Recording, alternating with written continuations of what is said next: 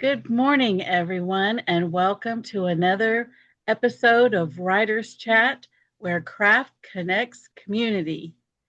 And we are so glad to have our very special guest here and to tell you more about, well, before I do that, let me introduce myself. I'm Norma Poor, and I'm joined by my two co hosts, Brandy Bro and Melissa Stroh.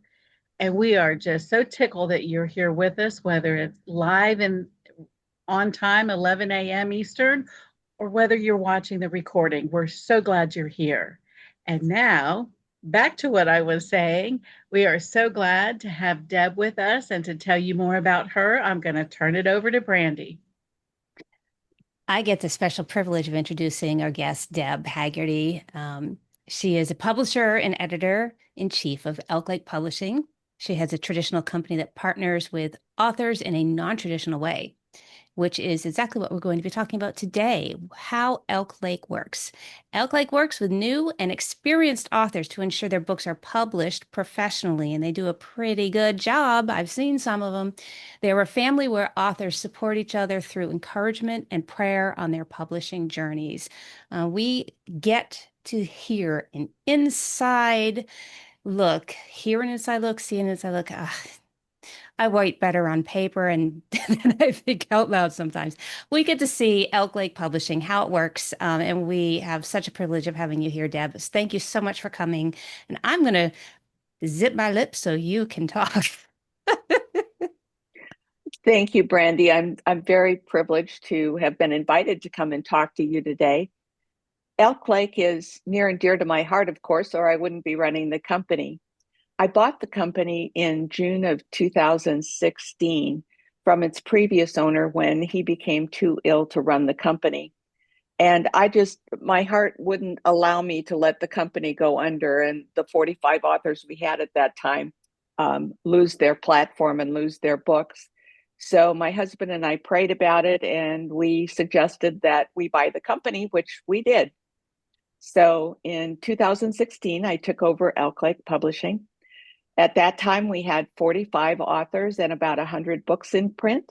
And God has blessed us to the point that we now have over 300 authors and over 700 books in print. So we've grown by leaps and bounds. When we bought the company, I heard in my spirit God tell me, Deb, this is why you've had all the experiences you've had to date, because I'd been in a period of wait for about 7 or 8 years. I had breast cancer, and for some reason, people didn't want to see a bald-headed woman on the platform. So my professional speaking sort of went down the tubes. And then I started editing, and I just was at home and saying, Lord, why do I have all these experiences? Why have I learned all these things? And he sort of whispered to me after we bought the company, this is why. You're going to need all these techniques and skills in order to run Elk Lake Publishing. He also told me that what our purpose was to be was to come alongside new authors, not necessarily those who had a platform or who had experience, but to come alongside new authors and make sure that the words he'd given them got out to the public in the most professional manner possible. So we're a little different. We don't require an agent. We do not require you to have a platform, although it would be nice if you knew something about marketing because everyone wants to sell books, of course. But we do require excellent writing. So we give a platform to those authors who write extremely well, but would not be acceptable to an agent or perhaps one of the bigger publishing companies because they have no presence yet. Our books are published by Amazon and by Ingram so that you can buy them in bookstores if you want. Although it's fascinating, we have found over time that 75% of book sales are from authors who buy their books from us and sell them themselves at events or situations that they arrange. 23% will go through Amazon and only 2% through bookstores. So bookstores, although it's very ego satisfying, are not the place for a new author to try and promote and sell their books. The other reason is because bookstores tend to return books that don't sell very quickly, and the author gets charged for those returns. Anyway, Elk Lake is different. We have a closed Facebook group for our authors where our authors can meet and exchange marketing tips. We pray for each other. It truly is a family. I run Elk Lake as a family, as a nonprofit. I run it as a nonprofit, although we are a for-profit. But neither my husband nor I have ever taken money from Elk Lake. Everything that is earned goes back into the company to keep us going forward so that we can continue to fulfill this mission that God has given us. We are also different in that we do not pay advances, but we do pay 40% royalties off the get-go. So if you're selling your books through Amazon or through Ingram, you get a 40% advance on those books, 40% royalties on those books from the start of the publication. We also sell you your books at 50% off retail. So obviously, if you do a little bit of math, if you're doing a 40% royalty, you're going to make about $2 a book. If you buy them and sell them yourself, you're going to make more money if the return is what's important to you. I started with just me, and then I added an editor and a cover artist. And now we have one full-time cover artist who is brilliant. I'm so grateful for Kelly Artieri. She is absolutely wonderful. I have grown to the point that we have over 20 freelance editors working for us to edit our books. I have 3 managing editors, one for fiction, one for nonfiction, and one for audiobooks, because one of our authors said, you got to have audiobooks. So he started and runs our audiobook department. Most of our staff started as editors or as volunteers to help us grow the company. We all, except for me, well, the company, if you call me the company, me, but all of us work as a percentage of royalties on the books that we work on. So my editors earn 15%. My cover artist earns 10 plus a little bit of cash, and my managing editors earn 15 plus a little bit of cash. Now that we've grown to the point that we can afford to pay in actual cash besides royalties. So all of us consider this a ministry and work, again, to fulfill that mission of getting books out professionally to those who God intends to read them. Let me see, what else can I tell you? Oh, I'm the final editor for every book that Elk Lake publishes. So if you find mistakes in a book that you read that's published by Elk Lake, I missed it. It's amazing. You'll find that there is no such thing as a perfect book. That's something, no matter how many times and how many eyes look at a book, there's always something that slips through. What else can I tell you about Elk Lake? Brandy, have you any questions? You're muted. Your mic is not coming through. Thank you for reminding me. I've had some people that have wondered if you do picture books, how you handle illustrations with a picture book, if somebody wanted to submit. Okay, we no longer do picture books for the simple reason that 4-color printing is extremely expensive. And we found that to do, for example, a hardcover picture book the way through Ingram or through Amazon, we would have to charge $23, $24, $25 a book for a hardcover picture book. And I don't think even most grandparents want to pay that kind of money. There are a few companies that still publish picture books, but we found that it just wasn't conducive for us, wasn't something that we did particularly well, although the cover artist who worked on them is still doing picture books. So if somebody needs a picture book, I can send you to someone who does them. Can you excuse me. Oh, go we ahead. do publish from middle grade or chapter books and middle grade on up through adult, both in fiction and nonfiction. Are there any genres that you do not do? We don't do cookbooks. People ask me that. We do not do poetry. Of course, being a unabashedly Christian company, we don't do erotica. Very seldom do horror because it's very hard to do Christian horror. Although there are some companies that do that, and I'll send prospective authors to them should they come in. Pam, you have a question? Back to children's chapter books often have black line art illustrations. Would your chapter books include black line art? Because, that's not color ink, but Yes, we do. We prefer not to have too many, and they have to all come in to our specifications, which are at least 300 DPI. Black line art is better if it comes in at least 600 dots per inch on the JPEG. And then do you have illustrators you go to? Can an author bring an illustrator to you? The author will need to bring the illustrations with them. Okay. All right. Thank you. What else can I tell you? Can you walk us through the process of what happens from start to finish in Elk Lake? Perfect. What happens is normally someone would say, Elk Lake, I've heard of them. My friend published with them and they said that they were an okay company to work with. So what we would do is have them check on our website, elklakepublishinginc.com, and under the submissions tab are two documents, our proposal guidelines and our new author guide. Those two documents tell you what information we need in order to consider your work, as well as how to format it properly for us.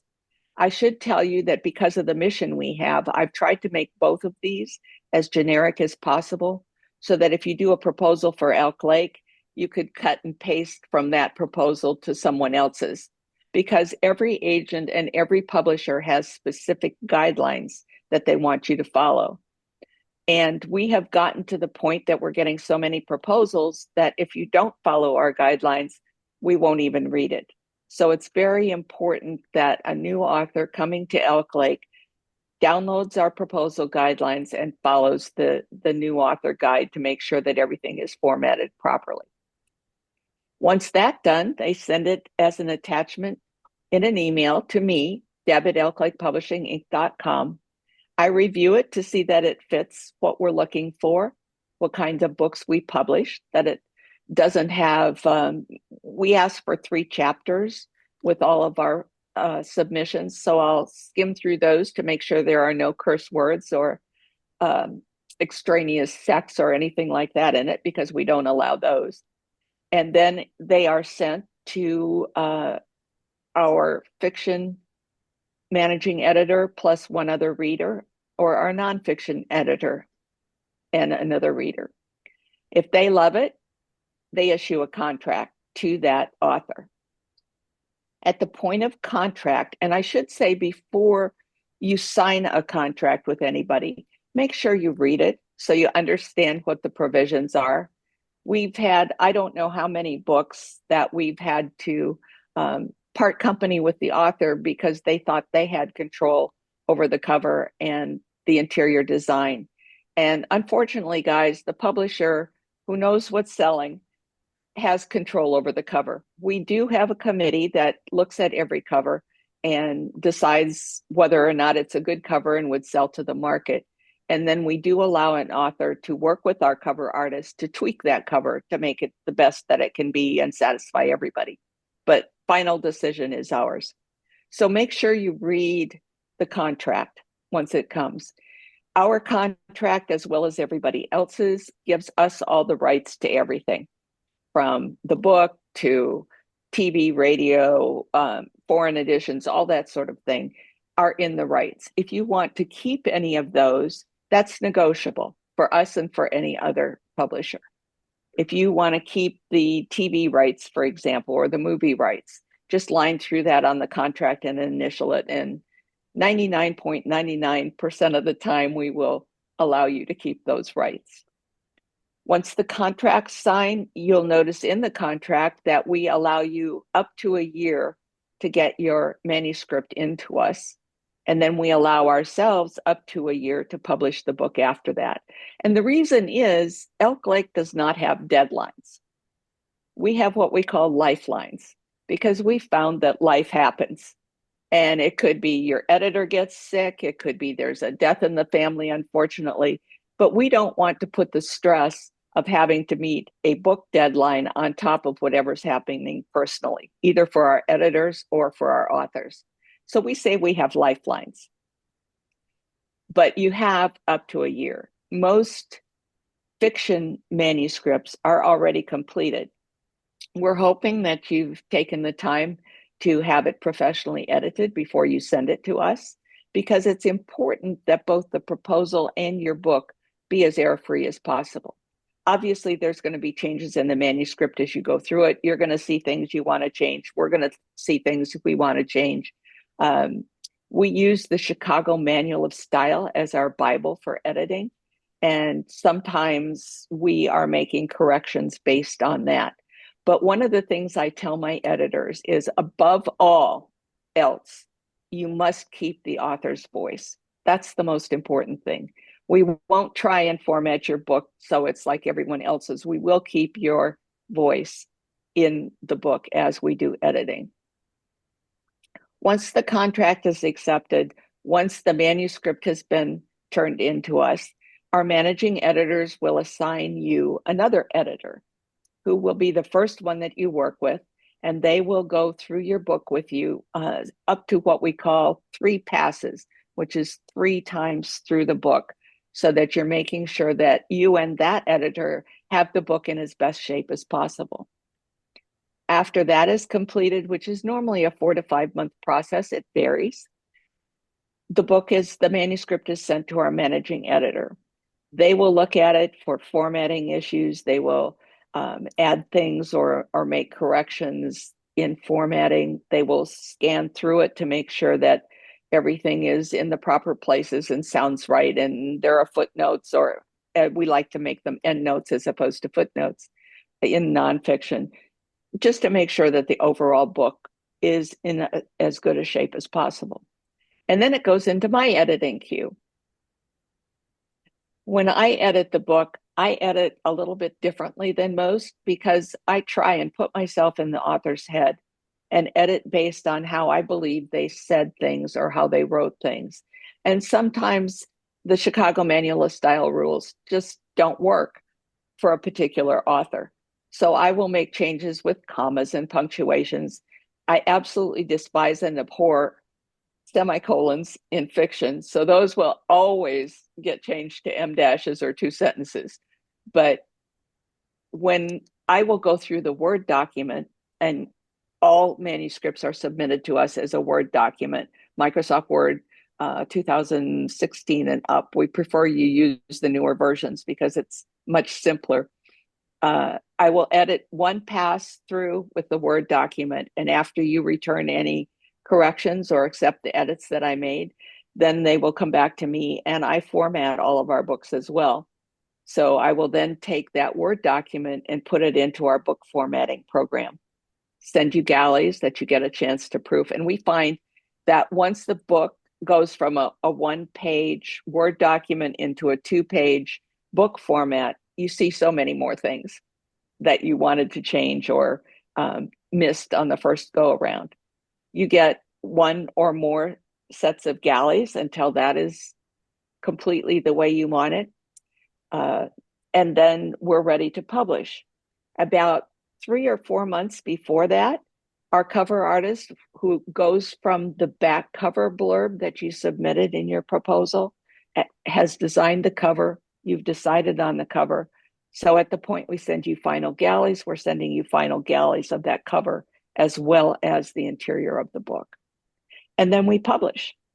We put the books up first in Kindle version on Amazon, for the simple reason that Kindle has a spell checker, and they will catch some things that we missed.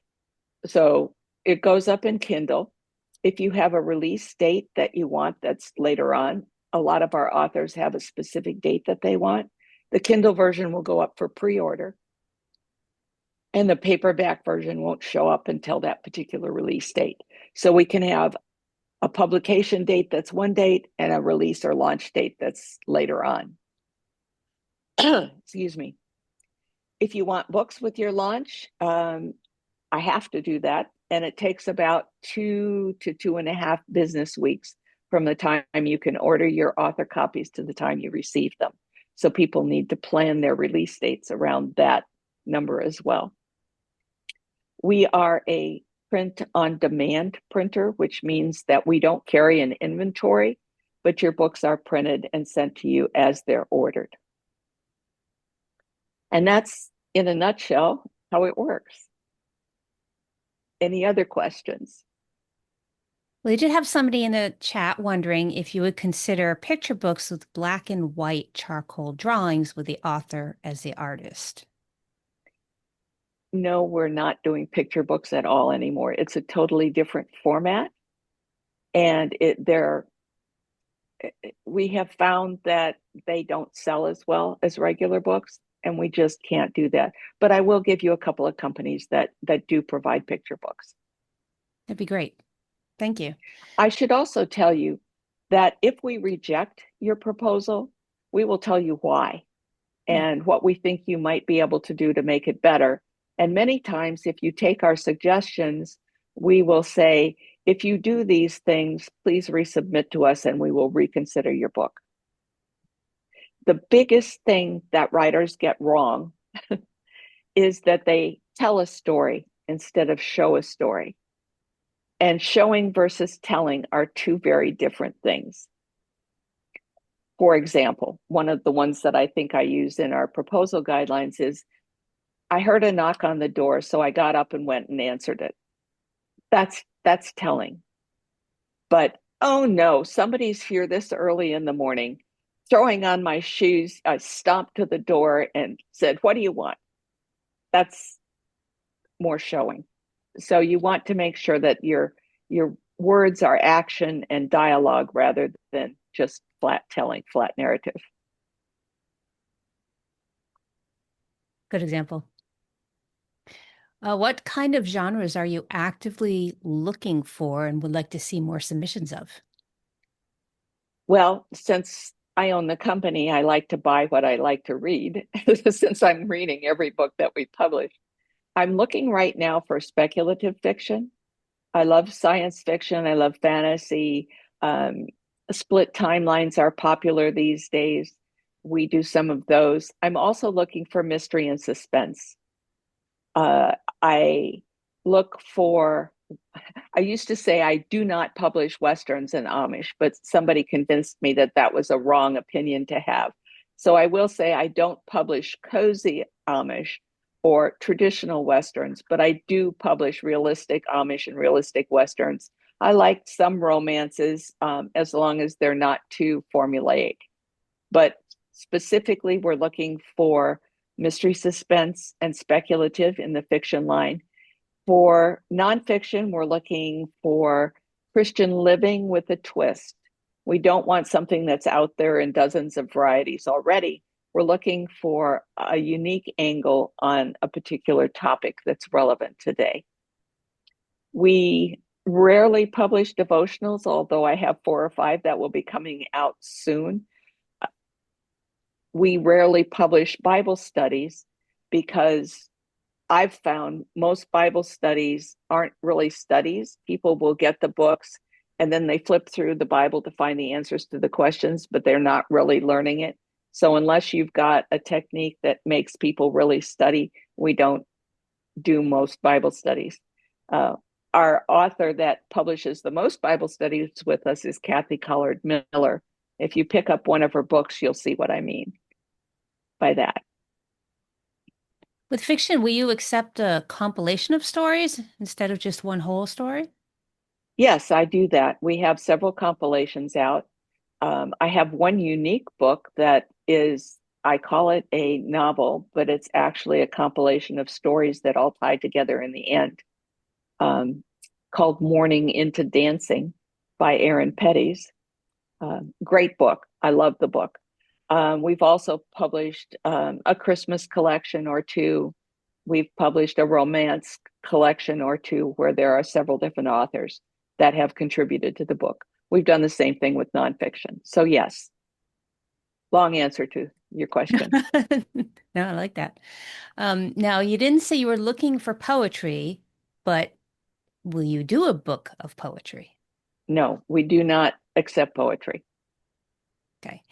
I see in the chat that, well, somebody said, why no poetry? It's your favorite reading, but, editor preference, right? It's a How, specific genre and it takes a specific kind of yeah, editor and company to yeah, publish it. And we're not it. We yeah, can't be everything to everybody, much as yeah, we'd like to be. very true. Somebody's wondering how books are marketed, which ties into a question I was going to ask, and that is, what do you ask your authors to do with marketing? Okay. Because we pay you 40% of royalties, and because we give you such a good deal on the books that you buy for us, probably 90% of the marketing is going to be up to you. We're fond of saying, them that hustle sell, them that don't hustle don't sell. But we will announce your books on our social media. We're on most of the major social media platforms. We will do press releases for you if you supply the list of media outlets that you want it to go to. We have marketing tips in our closed Facebook group at least once a week, if not more. And our authors are very quick to pitch in and help each other figure out ways to market the book. But most of the marketing is going to be yours. We do give you marketing copies of your cover, so in different formats so that you can use them for print or for the web. And we do allow you to sell your books on your website. So we'll help you however we can. We let you run sales once a quarter if you want to on your Kindle version of your book. So anything you can do to market your book is pretty much acceptable to us.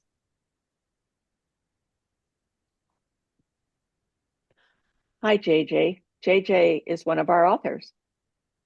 And she has a wonderful picture book that you really need to get and read. One of the last ones we published.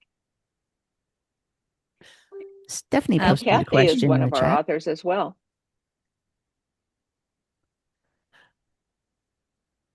Stephanie posted a question in chat. Do you actually print the books or does Amazon? Amazon and Ingram print the books. If we have a book that the author is planning to order a large quantity, say over 500, then we would go to an outside printer that we use who would print in quantity. But again, we don't keep an inventory, so we primarily use print-on-demand printers like Amazon or Ingram. Now, I just want to give you props for a minute. JJ said in the chat, Deb has been a huge inspiration to my writing journey. People actually do take notice when you are professionally published. Also, a publisher credit has been very helpful in acquiring an agent. I currently have a book hanging in the bounce at a fancy Big Five publisher. While excited, I know that this publisher could never possibly be as kind, passionate, or as generous as Deb and Elk Lake Publishing. And she says, thank you, Deb. Thank you, JJ. I loved your book. We keep buying the book to give to people. It's a great book about a special need kid and how the book is more for the parents than it is for the child. But it's a wonderful book and really helps people understand what it's like, A, to have a special needs kid, and B, how important they are and that God made them to be the way that they are. Which brings me, JJ, to something else that's different about Elk Lake. You can pick up the phone and call me. You can text me. Very seldom with other companies can you directly get in touch with the publisher. We ask that you not abuse that privilege, but we're available to you. And as some of my editors and authors know, I sometimes send texts and emails at 3 or 4 o'clock in the morning if I've not been able to sleep. So we are a very personal company, and that's what I mean. We work with you in a non-traditional way. What kind of author would be a good fit for Elk Lake? In other words, who should consider you being more on the smaller side of publishing? Well, we are actually, because of the number of books we publish a year, considered a mid-sized publisher, although we're very small in the amount of people that we have. The only full-time employee is me. Everyone else is freelance and gives their time or for what they can. The kind of author that we're looking for is one who's an excellent writer, one who is willing to learn, one who realizes that, God didn't give them the exact words in the exact order and punctuation that he wanted to get their message across. He gave them a basic message. So we want authors who are teachable. We want authors who will work with us to get their books out. And we want authors who understand that they're going to need to sell their books, that just having a book published does not make it sell. So that's basically it. We tend to stay away from or not publish again authors that are difficult, authors who fight with our editors or fight with our cover artist. In fact, I will return contracts if someone abuses one of our editors or the cover artist. And I have done that in the past. So someone who's cooperative, someone who understands that we want to get their book out in the best shape possible, in the most professional manner possible, and that what we're telling them are things that are going to help their books sell better.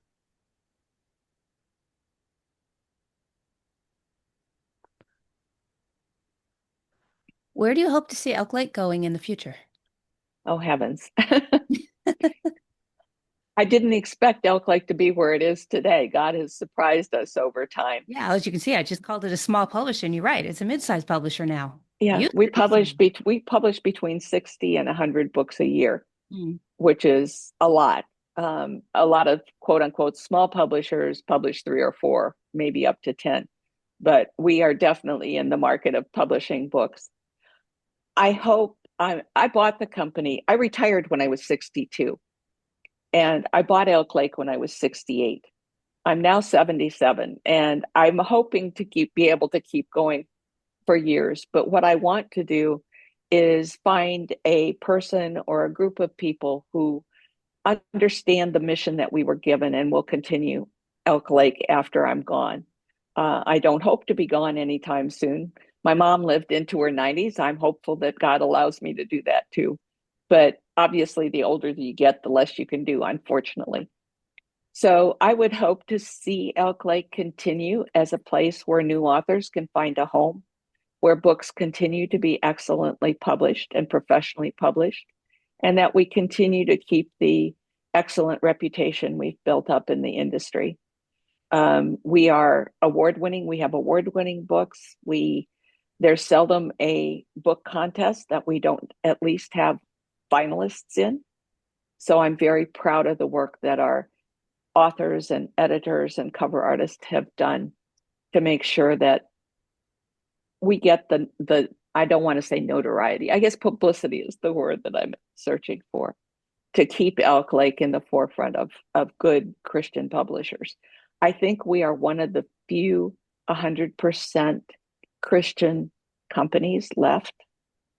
So, and we say that it's part of our logo now. We are a Christian company. I think that having books place in awards, in contests rather, is a testament to the level of excellence that you look for in what you publish. I would like to see a higher level of writing in Christian publishing overall, and think that, over the many years, it's not always been there. So Right. I think that is it's an excellent endeavor for Elk Lake to have. I would like to see more publishers raise that standard to better writing. So well done on that. Thank you. Unfortunately, most publishing companies are all about the bottom line these days. One of the reasons that we say to everyone, you need to have your book edited before you send it in, is that a lot of companies have reduced their editing staff. So unless you have spent the money, quite frankly, to get a professional editing job done on your book before it comes in, you may not see the final product that you like. And also, most publishing companies now are very interested in platform.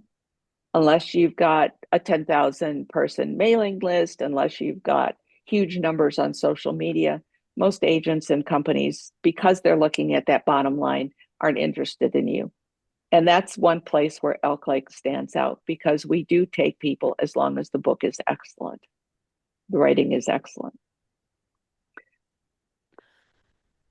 Elaine One thing posted one thing that you said at the beginning in my introduction is we are a traditional publisher. And that means that other than the editing that you do yourself before you submit to us, there's no cost to you to publish. We are traditional in that sense. We're not a hybrid or a pay-to-print company. We are traditional in that sense. Thank you for pointing that out. Melissa, you were going to say? Elaine posted a question in the chat. She was asking, Deb, what advice would you offer to an author who has launched a career using self-publishing, 7 books, multi-genre? And I ask very respectfully, how would my career be enhanced if I were blessed enough to be considered by you, by Elk Lake? That's a good question, and I can't give you a good answer. I can say that having a traditional publisher helps, because it gives you more credence in the industry. Many times we've had authors come to us who may have self-published a book and decided, I really don't want to do this anymore. It's too much of a hassle to try and keep the editors and the cover artist and the formatting and the distribution and the marketing and all of that on me. I would prefer to have someone else do all of it except the marketing and the actual writing. That helps with a traditional publisher. And we have a good reputation. So if you come to us having previously self-published, sometimes if it's a series and it's maybe 1 or 2 books into the series, we have taken authors who want to come to us, done their 3rd book, and then republished the others. But that takes a special kind of author and a special kind of writing. So if you want to make money from your writing, you're probably better off self-publishing, because you get 100% of the royalties then. But on the other hand, then you have to spend for editing and cover artist and formatting and all of those things. So it's an individual decision in some cases. I've had authors who've come to us and decided they wanted to do it themselves because they found that they had people who would do things for them. But I believe that you will find that most professional looking books are done by companies rather than individuals. And I'm not saying all individual books aren't professional looking. I'm saying most. Deb, if someone were going to submit a devotional to you, even though you don't take very many, what advice would you give them? The advice I would give you is to look at your devotional and say, who am I trying to reach with this? That's one of the things you should actually do with all of your books, but especially for a devotional. There are dozens and dozens and dozens of devotionals on the market, which is why we don't publish them very much. I'm just now publishing a book that the author is calling 60 devotionals. I would call them 60 bite-sized meditations on scripture, because they're less than a page. They are a Bible verse, a paragraph or 2 story, and then an application. Very, very small, but meant to go to the public that reads in bite-sized pieces. We have another devotional that we just accepted that comes to us in a baseball theme. So that's going to appeal to men more than it is necessarily to women. We have a devotional that was geared to older people who don't have the same needs and concerns that folks in their 20s and 30s have. So if you have a need or a desire or have been told to write a devotional, make sure it's tailored to a particular audience. and then make sure that it's written in a format that's easy to do. I also should tell you that we do not allow Bible hopping in our books. In nonfiction, we recommend that you use only 2 versions at the most. Very rarely do we allow more than that. Is that to keep the message the same, or the voice of it the same, or what's, if you don't mind me asking? The reason is that when you use many different translations, what you've done is gone looking for a translation that says what you want it to say, instead of what says what the Bible meant you to hear. So we say choose 2, and then your writing should match that. I'd like to skip back over to speculative fiction for a minute, which you said you were looking a little bit more of. Speculative fiction is one of those tricky field of genres because it's too easy to fall into the trappings of the world. So when you look for one of those types of submissions, do they need to be overtly Christian, have an overt Christian message, or is it I don't want to use the word okay, because we should never look for what is permissible in God's sight. We should look for what he prefers. But, what are you looking for in that? Because, it's too easy to fall into lots of magic in fantasy, or, some of these other things of speculative fiction, and slide too far away from God. So where do you fall with spec fic submissions? Well, other than some nonfiction, most of our fiction is not in your face Christian. It's more giving the message through story, not necessarily, and through the lives of the characters, rather than through quoting scripture at them. In speculative fiction, we look for an overall redemptive arc. We say we publish the positive. So it has to be a positive type. Dark magic isn't going to fly unless they're the evil character and get defeated. One of the books that we published recently is called The Honor System by Jason Karp. And that has 2 stories in it, both of which are very relevant today. One of them is called Sin Flowers, S-I-N flowers. And it's about a company that modified the DNA of the plants that they were planting, which gave the plants ability that they did not expect, and sort of makes people aware of the dangers of modification of DNA and RNA in plants and in people. The other part of the book, The Honor System, is about an AI avatar who works with the woman on her exercise program. Like you see you see coaches on videos on exercise programs.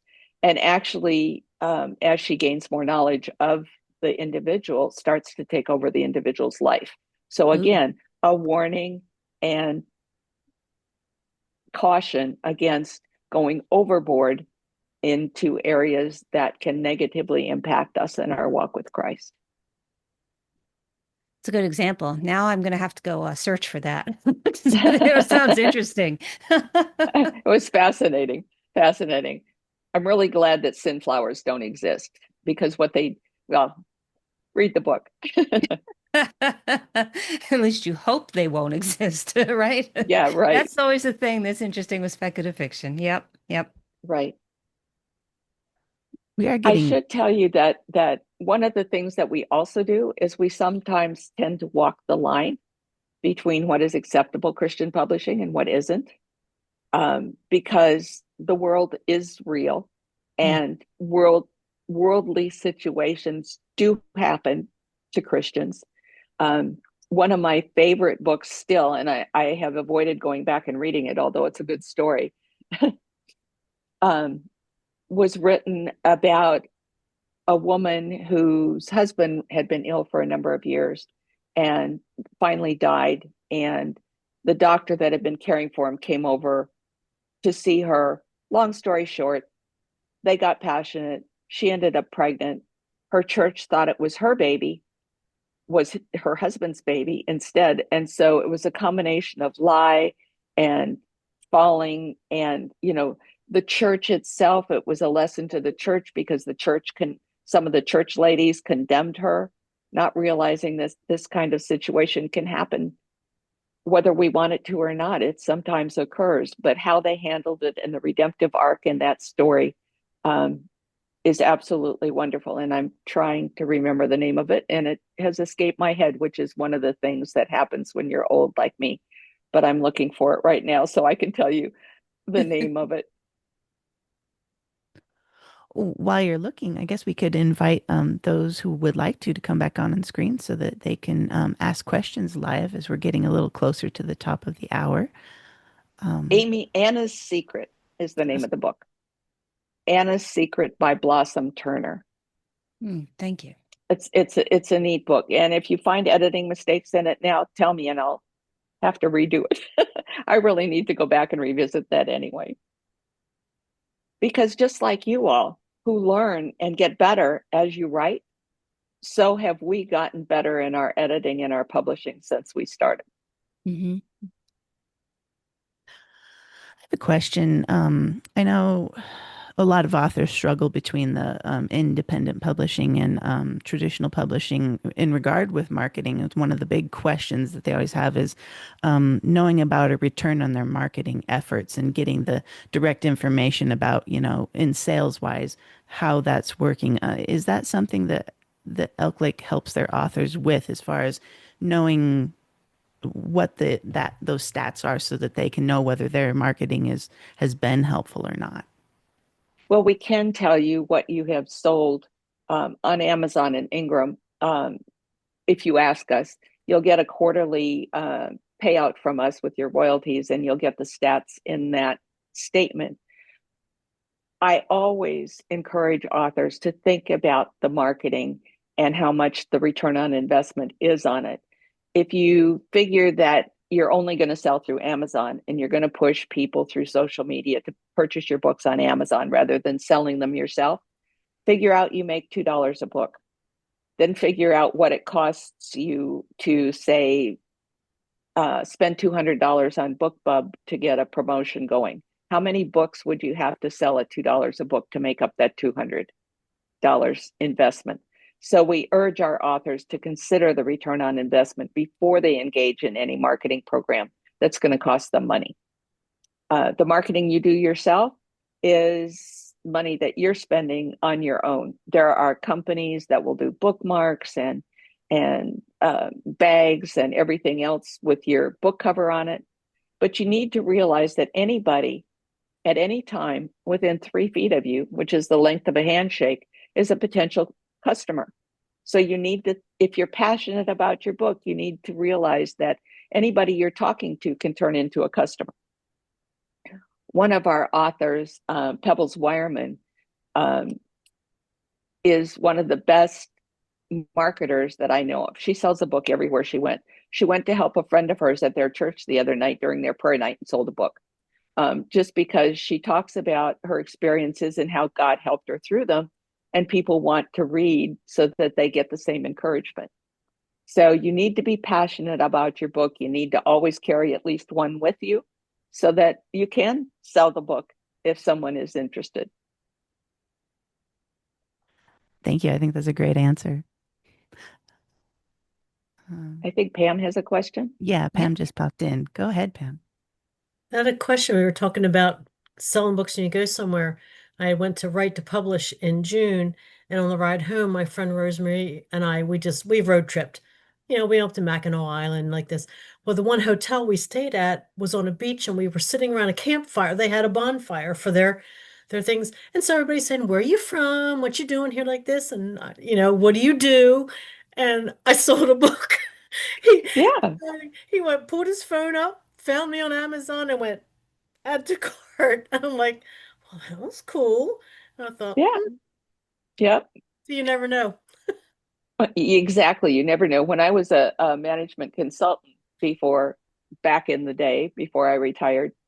I got my biggest contract by standing in a hotel lobby. I watched a woman pull a very pretty necklace in these colors out of her bag. I said, "My, what a pretty necklace." 5 words made me $15,000 that year. Wow. Wow. So you never know. You never know. And if you don't have a book, at least have a bookmark, have your card, you know, Yes, kind of thing. I didn't have anything with me because we were sitting on the beach in a bonfire. I'm like, note to self, put it in your back pocket, you know? exactly. I have kicked myself several times for not having my business cards with me when I've gone someplace. And I used to teach networking.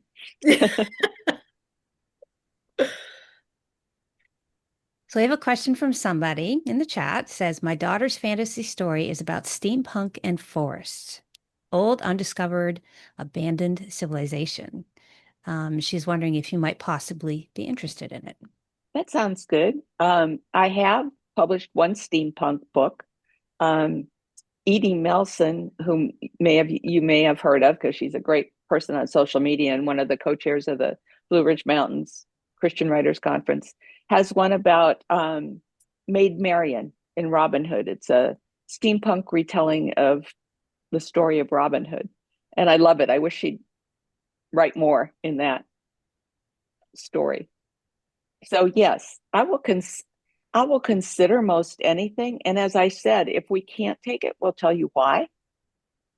It might mean that all you need to do is tweak it a little bit to make it more acceptable to what we view as the Christian community. And about a lot of our books cross industry, cross platforms.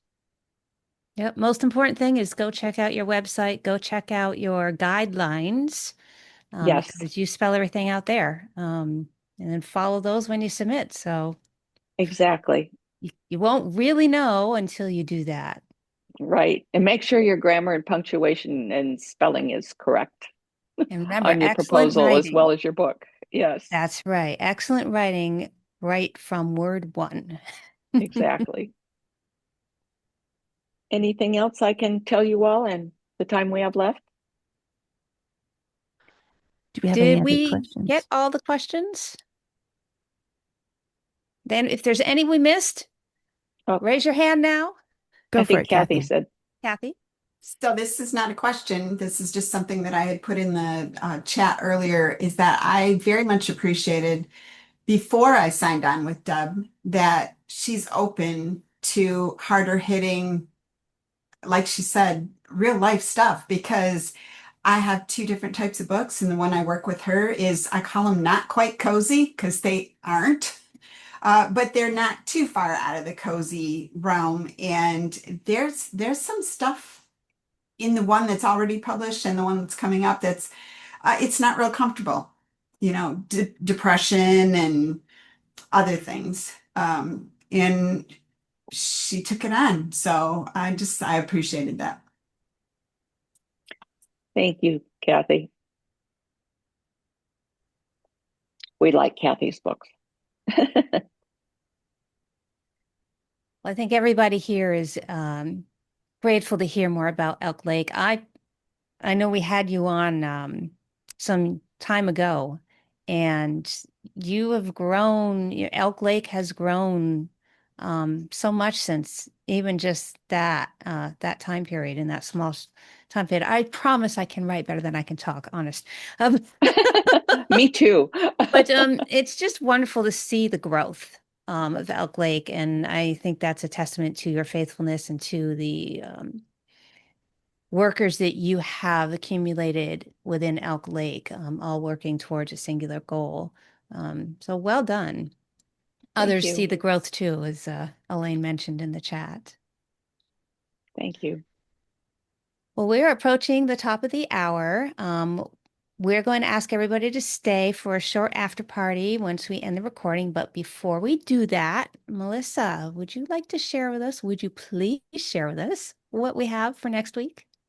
Absolutely. Next week, we're going to have Jessica Patch come on to talk about writing synopsises, the dreaded synopsis that so many authors are afraid of, but it are so essential in many ways. And so she's going to share with us that it doesn't need to be dreadful. In her workshop, she's going to tell you how you can gain a new perception of writing a synopsis and all the principal elements you should include in it. So I think it'll be a really helpful hands-on approach that you definitely don't want to miss for next week. Great. Just butting in, we'd prefer no more than a 3-page synopsis. So Good to know. Yeah, very good to know. Thank you. Everybody's different. So again, read guidelines. exactly. And follow them, please, or you may find doors closed before they even get a chance to open. And thank you so much for sharing all of this, Deb. It's been a real great insight into your process as well as just, publishing in general. A lot of the things that people might not consider going in and looking at how the publishing house works and how that relationship between author and publisher should be. And appreciate all that you've shared today. Thank you. Absolutely. My pleasure. Well, Brandy, any final thoughts to those who are watching us? And yeah, I'm having fun brain farts today too. For those who are watching the recording and would like to join us next time, or may not be able to join us next time, where can they go to find us? So you can find us on Facebook, Writers Chat members. If you type in Writers Chat, our group will show up. And if you join, you can be here with us live and get to ask your questions of our guests, which is always a fun treat. And then, of course, you have access to our after parties. Sometimes our after parties have been quite something and they've gone on longer. Not always, but like some of them have gone long. We just had like really good sessions afterwards. And if you are here in person, you get to do that. So Facebook Writers Chat members group is how you do that. And of course, everybody that is in our group and is catching this replay in our group, you can also catch it on YouTube at our Writers channel, Writers Chat channel. And then we're usually here most Tuesdays, 11 o'clock a.m. Eastern Time.